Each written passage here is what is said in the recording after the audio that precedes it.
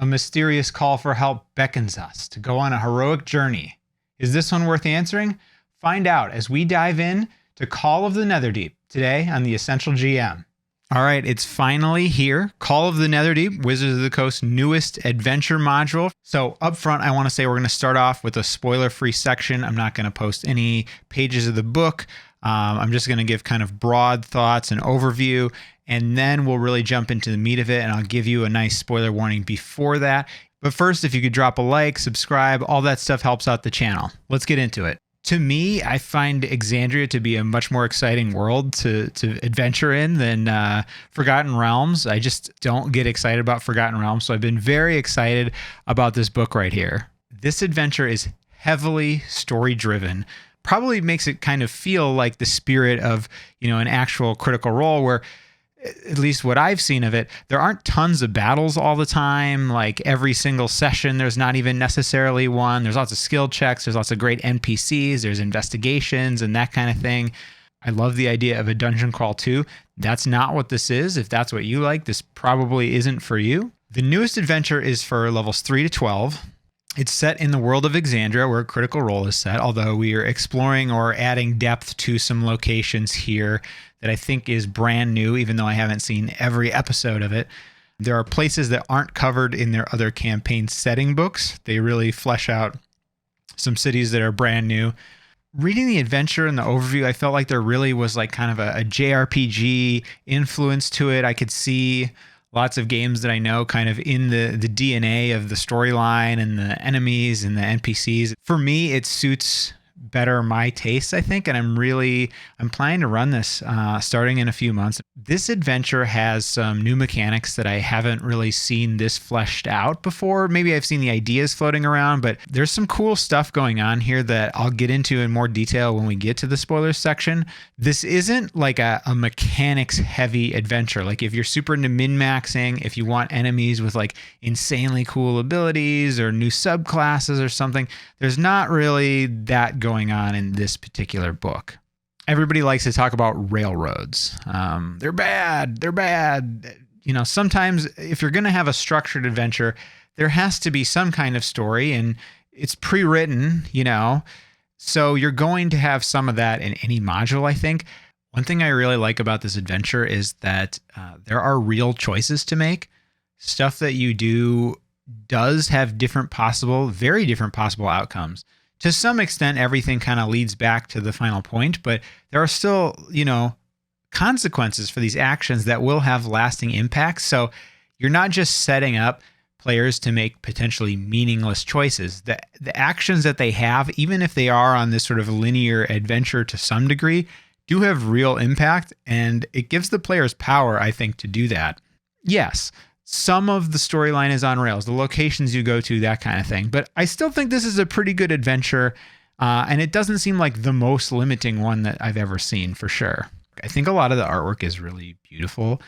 Something that I don't like as much in terms of the artwork is the battle maps. They're okay. I find them passable. It is still a very story-driven adventure. It's not like there's a million of them either.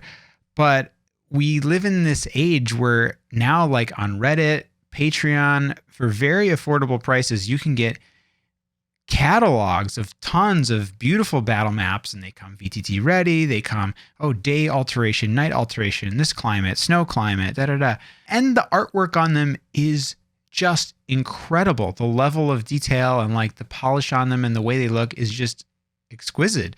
I just don't see a lot of that quite yet from Wizards of the Coast. I hope that they sort of catch up in that department, or maybe even start, commissioning these people who are really god dang good at this, because those people are out there. There are incredible battle map artists, and I would like to see some of their work get into some of these books that Wizards of the Coast is making, and other makers, but like especially Wizards of the Coast. So who would I recommend this for? If you're a diehard critter and you're looking to get into actually playing D&D for the first time or DMing for the first time, this might be a great way into it for you, especially when like the campaign setting books wouldn't really give you that structure that you might need as a first time DM. So having this book be a brand new adventure module set in the world of Exandria, this is going to be something that's probably great for you. There are some tough mechanics, I think, as a GM going on. I would definitely recommend leading into it instead of starting right at level 3. The campaign setting book, Explorer's Guide to Wildemount, has 4 kind of pre-written adventures, and they actually recommend one of those in Call of the Netherdeep. I'm not a big fan of that one, to be quite honest. They're basically choosing it just because it's geographically near where this adventure starts. A little hot tip is that if you don't want to buy another book, if you don't own that book, you don't want to buy that, and you want to run this, on Roll20, at least right now, for free, is one of those adventures called The Frozen Sick, and it gives you basically everything that you need to run that adventure, and that might be a much better starter adventure if you're kind of doing this for the first time, to not start with level 3 characters, to kind of figure out how to piece these 2 adventures together. These are both coastal cities. There's a way to connect the dots. You can get the players from point A to point B, even if it's a big geographic area. You just have to do a little writing. And I thought that one was a lot more interesting than the one that they wanted to start with in this book. I would also recommend this to you if you have their other campaign setting books and you're a DM who just wants more of that, if you're a big Critical Role fan. So what if you're not a big Critical Role fan? I still think there's some mechanics that you might find interesting in here and pieces that you want to pull out of this. You may not want to run this adventure, especially if you don't have any ties or love for Exandria. It's a very cool world that's worth getting into, I think, and I think that's actually one of the strengths of Critical Role, is that it is this kind of fleshed out, really awesome world. It might not be for you if you don't care about that. If you are a dungeon crawl lover, a min-maxer, a power gamer, if you just love those battles, those mechanics, there's some of that here, but probably if that's your main love, not as much as you would like, not in the way that you would like. All right, I'm about to go into some spoilers. If you don't want it spoiled, now's the time to tune out. All right, all the players are gone. All the DMs that don't want to be spoiled are gone. So let's get into it, starting with some of the big mechanics going on in this game. The first is this rival system. Right in the first chapter, you're introduced kind of 1 or 2 at a time to these 5 rivals, and you're going to pare that down to the number that your adventuring party has, either by just leaving someone out, maybe killing them off, or kind of reducing them so that you have kind of equal adventuring parties. And these rivals are going to follow the characters throughout the entire campaign from beginning to end, kind of being, these sort of pseudo allies, these rivals, these, nemesis. It really depends on how the characters deal with them and the interactions that play out. And there are things I'm unsure about how this will work, but what I do like is I don't know how it's going to play out. Players, they do anything and everything. Players could randomly do stuff and just throw it out of whack. There are also places in the story set up to sort of like have the 2 parties get pissed off at each other too, or to, even have them fight. I think of a lot like Gary Oak in Pokemon. It's like he's going through the same quest as you, kind of neck and neck, and you're seeing he levels up, he's getting stronger, he's getting better. Depending on how many players you have, 4, 5, whatever, really fleshed out NPCs. They have their own personality that, you're also managing who likes who, because some of these NPCs might like one of your characters and not another. There's a lot to manage with that, and things happen to them and develop throughout this adventure from that other party. Maggie is probably my favorite of the NPCs. She's this like giant ogre who, people think is a meathead, but she's into poetry. She's got these vibrant blue eyes. She's really smart.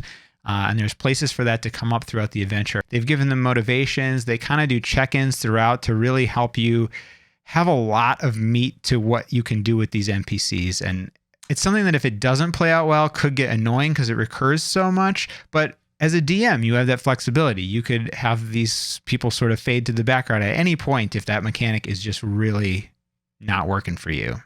The second really big mechanic here is this ruidium and the ruidium corruption. There is this sort of substance that is tied to the Netherdeep that kind of, it grants power to weapons. It helps you with the underwater stuff, but also there is a chance and eventually almost a certainty, I would think, that some of your characters will get corrupted by this and it will affect them. And it has, visual, physical manifestations. It affects them in combat and mechanically. And I really like that because they almost have to interact with these items. They're practically necessary at a certain point late in the adventure. So there's a good chance that they will get this and have to deal with that. And it's not like a super easy thing to heal. It doesn't look like. They only allowed like 2 different ways for you to heal at. Okay, so next we're just going to kind of go chapter by chapter and look at what's going on. So chapter 1 starts out in the town of Jigao, and they are having a festival, which puts together a bunch of little scenes that your characters can kind of explore and interact with. And if your players are big role players, this is going to be a great scenario for them to start. The group that I'm going to run this with, I know they're just going to take this and run with it and kind of mess around and do all this cool stuff. And it's going to be a great way to introduce those rivals, and they'll have fun with it. If you like combat and stuff and like complicated skills checks, this maybe isn't as fun of a way to start out. So after you do several of these sort of little contests, you and the rival group get chosen to do one last big contest where you have to kind of race through the Emerald Grotto. Now, at the end of this, you find something and get a vision that sort of sets all of these quests up. There's a chance at this point that the rival party could get the item, they could get the vision first, and they could be the heroes of the story. That's not really what you want. The book kind of steers that away from happening. I think as a DM, you probably want to steer that away from happening. It will just be more interesting if like your people are the heroes, at least at first. Like if they have the vision, this magic item, it could trade parties back and forth between you and the rivals, and that's okay. But I really think that your party should start with it. So not long after that, we get this vision. That sets us into chapter 2, Leave Taking, where we just kind of have like basically like a random encounter table that takes us to the next town. That's the meat of this chapter. A lot of that is kind of role play based. You have some chances to like feel like you're racing with the rivals. This chapter is okay. I think for like a random encounter table, it looked pretty good. There's no meat of the story in here. It's not driving anything forward. It's just trying to set this out on an epic journey. And once we finish that journey, we end up in chapter 3, Bazazan. We get a little room to move around here and explore the city and kind of investigate stuff. And this is a great way to pepper in like backstory stuff for your characters, I think, or sort of plant the seeds for quests you're going to do with them after this. There's a little bit more room to move around. And this chapter has some investigation. It has some meeting of NPCs, and it kind of leads you into a dungeon. Basically, the rivals could steal the Jewel of 3 Prayers, this magic item from your party. And that really could shake things up a little bit. So then we get into chapter 4, where we arrive via teleportation tablet that this NPC dropped very conveniently into Ankarel, oasis in the middle of the desert in the continent of Marquette. This chapter bleeds in with chapter 5 a little bit. It gives us a gazetteer that shows us all these places, and this is a section that you're really going to like if you just want to kind of pull content from this to use in your own campaigns. Story-wise, what's supposed to happen in this chapter and kind of into the next chapter is that you sort of infiltrate one of 3 possible factions, and there are these missions. You would do 5 missions for whichever one you choose. Some of these missions are very similar, I noticed. Like there's definitely some overlap in them. They're not 15 necessarily like fully unique missions. And your rivals will actually kind of get in with the opposite faction. As you integrate deeper with these factions, you kind of get access to their secret missions that they won't just tell anyone about. And that's when you start to find out about Kael Moro, the sunken city underneath Ankarel. This is the underwater city that eventually connects us to the Netherdeep. So we kind of get into there. This chapter, we're now into chapter 5 here as they kind of bleed together. Kind of ends with this sunken city is sort of a dungeon set up. There's a battle map and all this, and there's a boss that you have to sort of beat before you advance. It has this mechanic where it kind of can be in random places and kind of move around, and it retreats to its lair if it can to kind of regain hit points and stuff. So it's something that could antagonize the players or evade them for a little while. It doesn't seem like it's set up to get too annoying, and obviously as a DM, you can sort of shift gears to fix that if it's starting to run on too long, because you're always fixing pacing. But I think having him run away once or twice and heal up and realizing that that's happening and having to adapt is a cool thing to give the players to sort of figure out and work their way around. So that takes us to chapter 6, the Netherdeep. We finally made it. We answered the call. We got here. We're here. This is sort of the big dungeon at the end of the story. Main antagonist, Elixian, also known as the Apotheon. He's been giving us these visions throughout the story. And we are at the Netherdeep, which is this dungeon, this sort of corrupted, ruidium corrupted underwater dungeon. And it's also mixed with like his memories, and it kind of tells his story, and there's things that the characters can interact with there. And those actually play into the mechanics of the final battle. The stuff that you do while you're in the Netherdeep determines how many chances you get to sort of redeem Elixian in the next chapter. Once you finish chapter 6, the Netherdeep, you kind of go into the heart of despair where you finally face off with this boss. And this is really where those JRPG elements and feel come into. He's got 3 forms. You can sort of do damage to him by like working his emotional states. And you have 3 possible endings.